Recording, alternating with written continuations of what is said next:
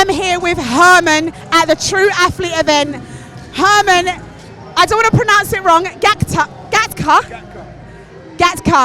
It's a Sikh martial art. Gatka. Gatka. I'm butchering it. But please, I walked past here earlier on and I was blown away.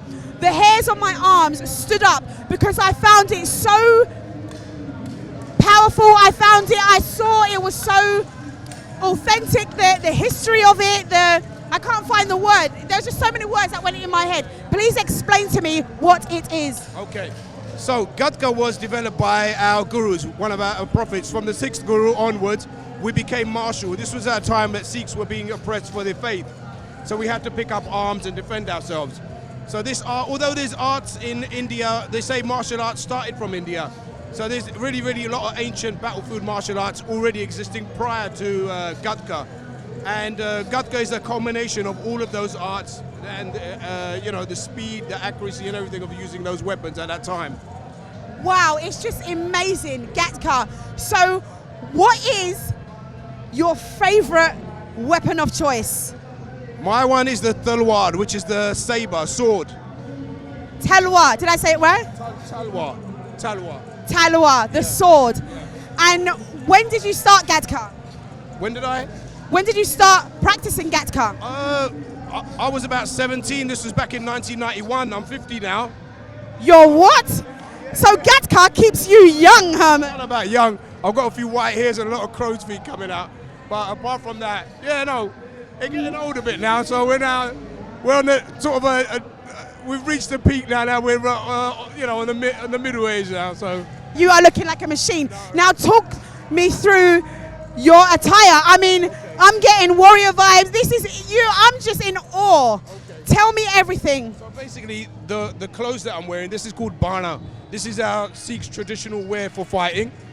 On top of here, these are armed guards called bazu buns.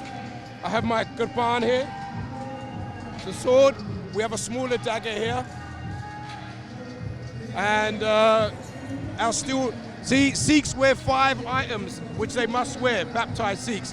One is the kada, unshorn hair, underwear, and there's a comb in my hair, and a blade, kirpan. So 5 items that we must wear apart.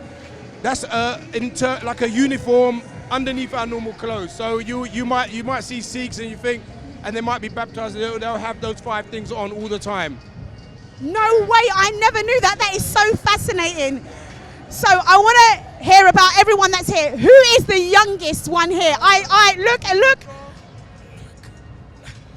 think they're probably about 4 or 5 years old. Wow. Some of the teams are from the Midlands. 3 of them have come from the Midlands. The rest of them are from southeast London, going towards Kent, so where we teach as well. So. Wow, so we've got the youngest about 4, and who would you say the oldest? It's probably me. The OG. Yeah. This is amazing. So finishing off here, and you can see now they just bow to the weapons because we regard weapons very highly. That's why we respect them, as in we bow to them. We have prayers devoted to them. We baptized with them. We sanctified food with them. We have prayers devoted to them, and so it's very enshrined with our faith. So we have 2 sides of our persona. We have our saintly side, which we're helping people, meditating and helping the oppressed and feeding people, where we have food in the temples that a continuous kitchen which runs for free for everybody to come to eliminate world hunger. That's our main mission. And then on the other side, we have our soldier side. So at that time that we're using martial arts, and we could be using any martial arts. We could be doing MMA. Some of them are doing MMA, boxing, anything. And weapons is one of them, which is our own one, which is a necessity for Sikhs to do. That's the one I want to learn. It's absolutely incredible. I noticed there's, before retrieving one of the weapons, as you say, you pay respect. There's a dance that I noticed, and what I loved is, first of all, there was music in the background, and the movement with it. It's not just about fighting. It's about movement. It seems a bit deeper, more spiritual. No, definitely. The movements that we do, these are showing to your speed of your footwork and things like that. And the movements, you know, some of them are directly derived from when we use particular types of weapons, how we move with them. So in order for us to go pick up a weapon, because we're sitting far back, we couldn't just walk up to it. So we have to make it elaborate, because it's an art form as well. And we're showing how we're going to pick that up, but showing that the way we come in with our footwork and retrieve that weapon. Then display it, then put it down in a respectful way, then get back to the line again. It's absolutely fascinating. I noticed wrist work and footwork are probably the most important skills, you would say, to use these weapons? Definitely, definitely.